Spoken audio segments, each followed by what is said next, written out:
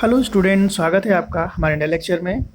आज हम class 11th का एक इम्पॉर्टेंट चैप्टर डिस्कशन करेंगे, थ्योरी बेस ऑफ अकाउंटिंग का, जिसका मेन कॉन्सेप्ट है अकाउंट का प्रिंसिपल और कॉन्सेप्ट को जानना। अकाउंट प्रिंसिपल और कॉन्सेप्ट यानी रूल्स और रेगुलेशन जो हम अकाउंट में यूज़ करते हैं वो कहाँ से आए हैं, उनका क्या इस्तेमाल है, वो कौन कौन से रूल हैं, उसको हम इसी वीडियो में जानेंगे। आइए स्टार्ट करते हैं। कोई भी अकाउंट जो बनता है, जो कॉन्सेप्ट बनता है, उसके जो कन्वेंशन होते हैं उसको हम गैप के नाम से जानते हैं, जनरली एक्सेप्टेड अकाउंटिंग प्रिंसिपल के नाम से। ये जो प्रिंसिपल होता है वो पूरी तरीके से बेस्ड होता है हमारी अकाउंटिंग पे।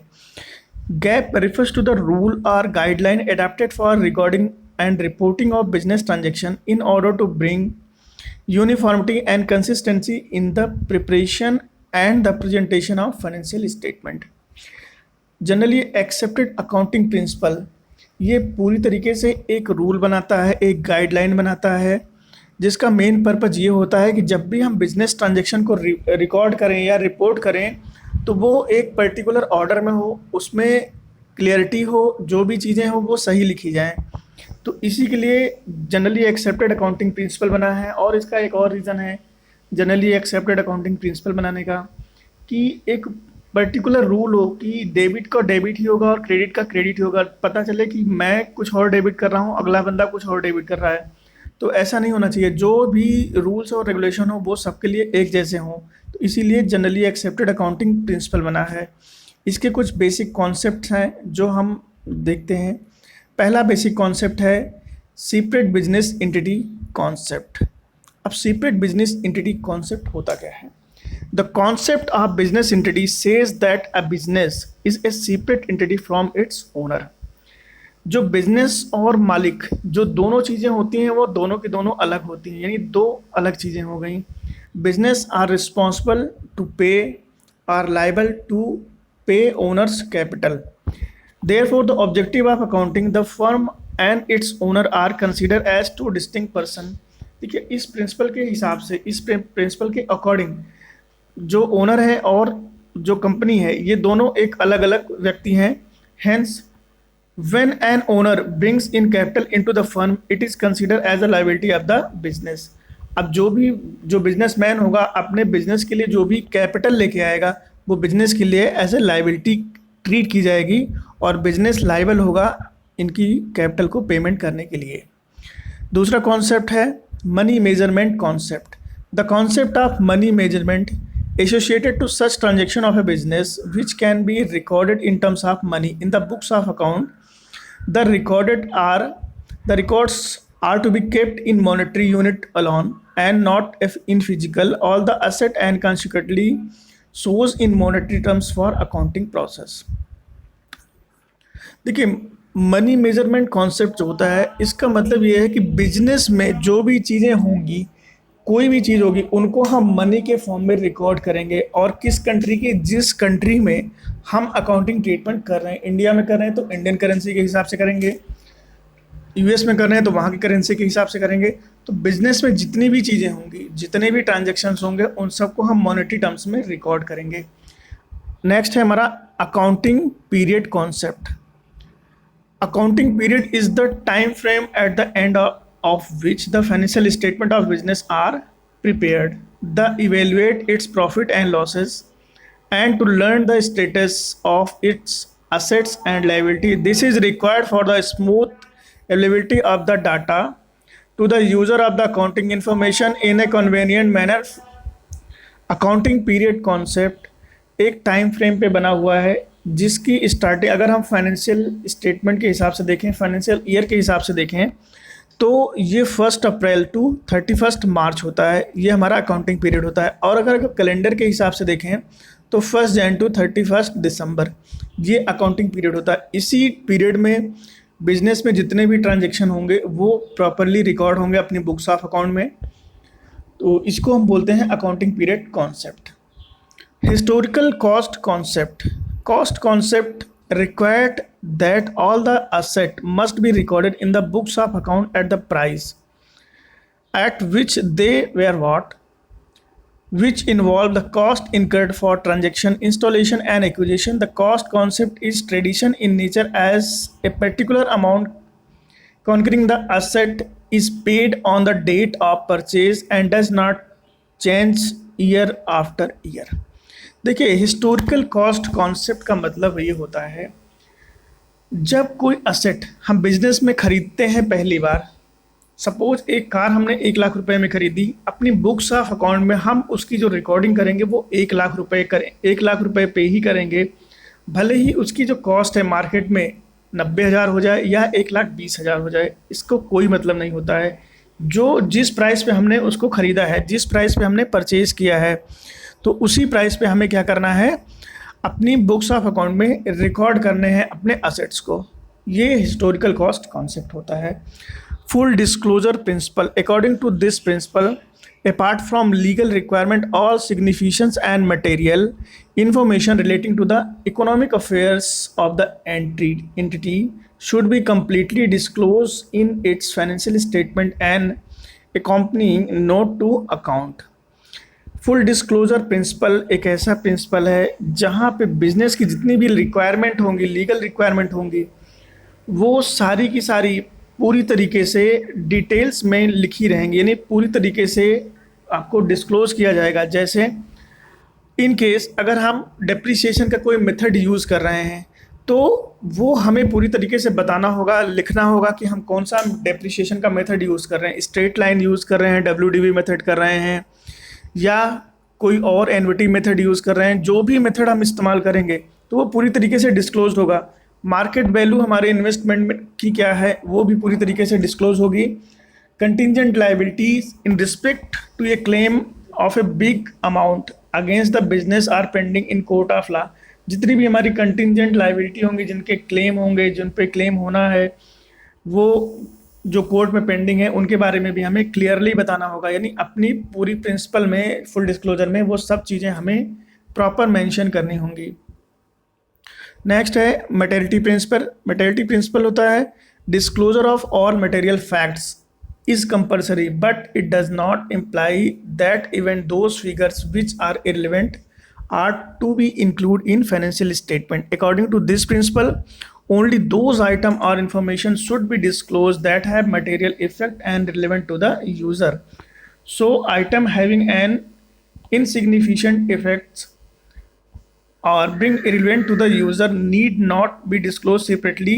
These may be merged with other item। अब मटेरियलिटी कॉन्सेप्ट क्या होता है?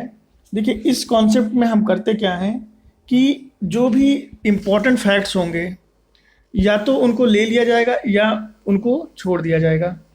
और मोस्टली क्या होता है कि हम उन्हीं रियल फैक्ट्स को लेते हैं जो हमारे यूज़र, यानी जो हमारी अकाउंटिंग इन्फॉर्मेशन जिनको दी जानी है, relevant to the user effects, तो इनके लिए जो भी हम चीज़ें इस्तेमाल करते हैं बिजनेस में, जो भी रियल फैक्ट्स होंगे उन्हीं को हम ले आएंगे। इसको बोलते हैं मटेरियलिटी कॉन्सेप्ट। अब बात करते हैं प्रूडेंस कॉन्सेप्ट की।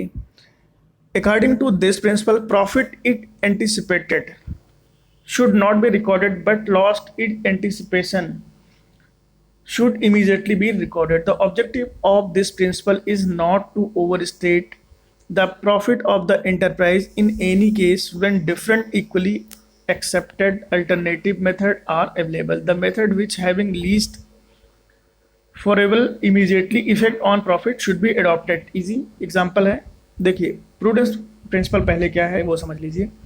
प्रूडेंस प्रिंसिपल का मतलब होता है कि अकाउंट में जो भी प्रॉफिट होगा उसको हम तब तक अपने बुक्स ऑफ अकाउंट में रिकॉर्ड नहीं करेंगे जब तक वो हमें मिलेगा नहीं। और बिजनेस में होने वाला लॉस, फ्यूचर में होने वाला लॉस, उसको हम अपनी बुक्स ऑफ अकाउंट में आज ही रिकॉर्ड करेंगे। इसका एग्जांपल समझ लीजिए, जैसे हमने डिबेंचर इशू किया है और डिबेंचर का रिडेम्पशन करना है, तो डिबेंचर का रिडेम्पशन कितने सालों बाद करना है, इसकी रिकॉर्डिंग हम आज अपनी बुक्स ऑफ अकाउंट में करेंगे। अब हमने डिबेंचर इशू किया था 100 रुपये का और पेमेंट करनी है 110 रुपये, तो बिजनेस के लिए 10 रुपये क्या है, लॉस है, उसका रिकॉर्डिंग हम आज करेंगे। कुछ और भी एग्जांपल है, valuation of stock at cost और realise value which ever is lower. देखिए, हमने जो वैल्यूएशन ऑफ स्टॉक किया था उसकी रियलाइजेबल वैल्यू क्या है, लो है। Provision for doubtful debts and provision for discount on debtor is made. अब हमने जो डेटर्स जो हमारे क्रिएट थे उनमें हमें प्रोविजन बनाना पड़ा या डिस्काउंट करना पड़ा, तो बिजनेस के लिए क्या है, ये लॉस है। इसकी रिकॉर्डिंग हम अपनी बुक्स ऑफ अकाउंट में आज ही कर लेंगे। नेक्स्ट प्रिंसिपल है मैचिंग प्रिंसिपल। ये प्रिंसिपल क्या होता है, इस देखो इस प्रिंसिपल का मतलब होता है all expenses incurred by any enterprising during an accounting period are matched with the revenue recognised during the same period. जितने भी हम अपने खर्चे कर रहे हैं और जितनी इनकम है वो ड्यूरिंग द पीरियड क्या होनी चाहिए, मैच होनी चाहिए। यानी debit is equal to credit, simple सा बात है। The matching principle facilitate to ascertain the amount of profit और loss incur in a particular period और by deducting the relative expenses from the revenue recognized that period. The following treatment of expenses and revenue are done due to matching principle. देखिए matching principal में कुछ example दिए गए हैं जिनसे आपको ये क्लैरिटी हो जाएगी कि हाँ मैचिंग प्रिंसिपल इस तरीके से होता है। जैसे ascertain of prepaid expenses, अब हमें एज सर्टेन करना, निर्धारण करना है कि प्रीपेड एक्सपेंसेस कैसे होंगे। अब प्रीपेड एक्सपेंसेस का जब भी हम डिटर्मिनेशन करेंगे उस कंडीशन में हमारा एक नया आइटम हमारी बुक्स यानी बैलेंस शीट में आएगा और कैश को कम कर देगा, तो ये मैच हो जाएगा हमारा one sided item ascertain of income received in advance. अब हमारा कोई प्रॉफिट है जो मतलब कोई इनकम एडवांस में रिसीव्ड हो गई है, कैपिटल को हमारे कम कर देगा और एक नया आइटम यानी बिजनेस की लायबिलिटी क्रिएट हो जाएगी। अकाउंटिंग ऑफ क्लोजिंग स्टॉक की जब हम अकाउंटिंग करते हैं, depreciation charge on fix assets, तो ये सब क्या है, ये मैचिंग प्रिंसिपल के कुछ अच्छे एग्जाम्पल हैं। बात करते हैं डुअल आस्पेक्ट प्रिंसिपल की। डुअल आस्पेक्ट प्रिंसिपल एक ऐसा प्रिंसिपल है जब हम जनरल एंट्रीज करते हैं, जब भी हम जनरलाइज करते हैं अपने ट्रांजैक्शन को, वो पूरी तरीके से बेस्ड होता है हमारे डुअल आस्पेक्ट प्रिंसिपल पे। इस प्रिंसिपल का ये है कि जब भी कोई ट्रांजैक्शन होगी तो उसमें डुअल दो पार्टीज होंगी, दो पार्टीज इन्वॉल्व होंगी, एक पार्टी आपकी डेबिट होगी और दूसरी पार्टी क्रेडिट होगी। यही बोला जाता है आपको डुअल आस्पेक्ट प्रिंसिपल। पूरी की पूरी अकाउंटिंग जो बेस्ड होती है मोस्टली आपकी डुअल एंट्री सिस्टम यानी डुअल आस्पेक्ट सिस्टम पे ही बेस्ड होती है। इसका एग्जांपल फार्मूला है asset is equal to liability plus capital. Example है, राम ने एक बिजनेस स्टार्ट किया है 1,00,000 रुपये कैश से। It increase cash in asset side and capital in liability side by 1,00,000 rupees. तो यहाँ पे क्या है, ये 1,00,000 रुपीज़ कैश साइड यानी असेट साइड आ गया, asset is equal to liability plus capital, यानी 1,00,000 रुपीज़ असेट्स हो गया और 1,00,000 रुपीज़ आपकी कैपिटल में चला गया। तो ये डुअल एस्पेक्ट हो गया, दो अकाउंट आपके इसमें इफेक्ट हुई है।